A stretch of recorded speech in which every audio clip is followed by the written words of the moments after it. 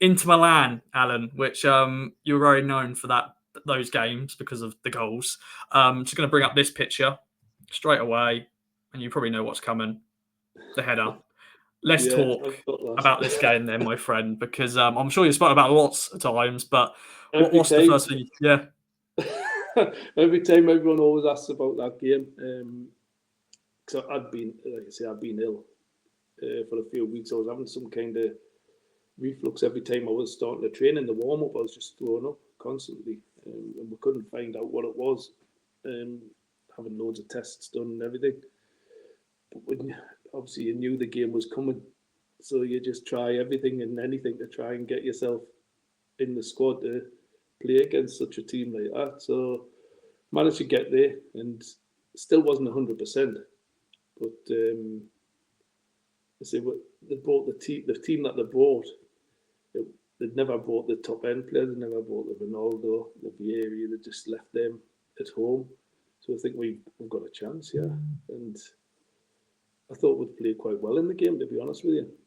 And I just never, I'll never forget George's last words to us when he said, "Look, just get in the back stick. As soon as you get on, just get pulled in the back stick."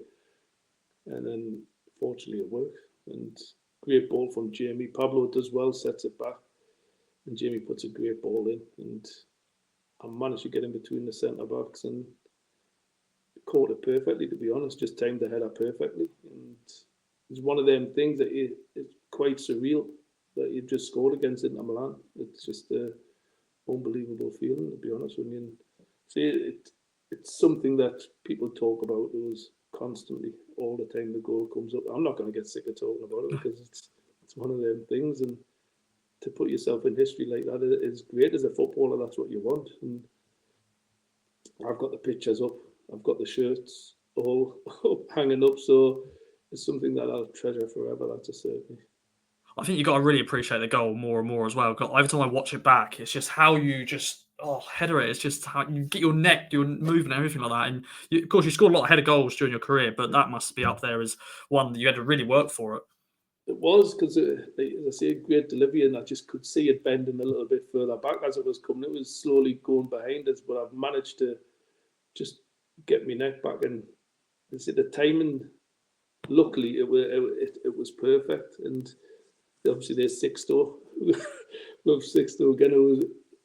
I think he was hoping it was going to land to him. Obviously, ex-Inter Milan player, but I say it's one of them moments that you do dream of, and everything just goes right for you. And as I say, to get the goal to keep that record going was fantastic. Yeah, because a lot of people may not know this. A lot of Town fans will know that, but we're obviously still unbeaten at home in European Yeah, football. We've got that amazing record, and that continues because of that win against Inter Milan. Obviously, we played European football the next season as well because of fair play and stuff. But yeah, 1-0 up against Inter Milan. Obviously, you had come off the bench, and I think it was only maybe 4 minutes as well. So that was a quick, impact straight away. it was. As I say, like George just give us the instruction. Look, just the space at the back stick. Just get yourself at the back stick, and that's one thing that we did have. We had lads who put in good deliveries from wide areas and continually done that. And that's one thing that I did notice. So they weren't the biggest Inter Milan. They never had the biggest lads. Obviously, Cordoba, I remember I think he was only 5'9", but what a leap he had on him. Used to think he was going to be able to run over the top of him and batter over the top of him, but no, he was like a bulldog. He wasn't. He just his stand and jump was fantastic. So they didn't have the biggest, but they were still very athletic. That's a certainty. But fair play to our lads to get that win against such a top team was fantastic. Yeah, because they still had Zanetti and Zidorf, playing as well. So there's still some big players. Obviously, they did bring the big boys in for the second leg at San Siro.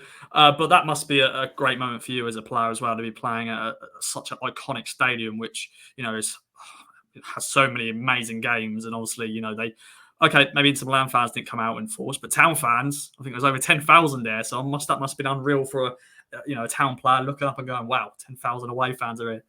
Oh, it was unbelievable. The whole experience and the whole time when we trained there, we couldn't even see the stadium when we went there because of the fog at the time when we trained.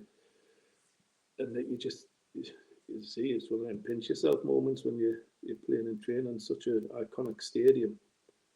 And then when we turned up in the game and there was so many Ipswich, that many fans, you couldn't believe that many had travelled to Italy. But I think the day before we were out walking in the town, and they were all walking around the town as well. So everyone, I think most of them had come on shopping trips and everything. So it was a little bit surreal. It literally had been took over by town fans, which was fantastic. And I say it was, the performance itself wasn't great. Then, as you say, they brought the big guns in, and Vieri absolutely tortured with that day. He was a hell of a handful, but we managed to give them something to celebrate. And I say to score in the San Siro was an unbelievable feeling. Because when we got the penalty, everyone just looked around. I thought, I'll have it. I'll have it, because normally Marcus takes them. Obviously, he was injured, and no one else had stepped forward. So I thought, yeah, I'll have it. And because you're not going to get that many chances to score against Inter Milan at their place. So I was confident enough to step up, and I got a bit of stick off Toldo afterwards. He started shouting, hurling abuse at us. Never had a clue why, but I couldn't understand a word he was saying. But he wasn't the picture here. he wasn't too happy. But that's it. I think he was #1 goalkeeper in the world at that moment in time as well. So for me, it was an unbelievable feeling and achievement and pride to score against such an iconic goalkeeper. Something that he wasn't best pleased about either. I think it must have killed his clean sheet bonus. Yeah.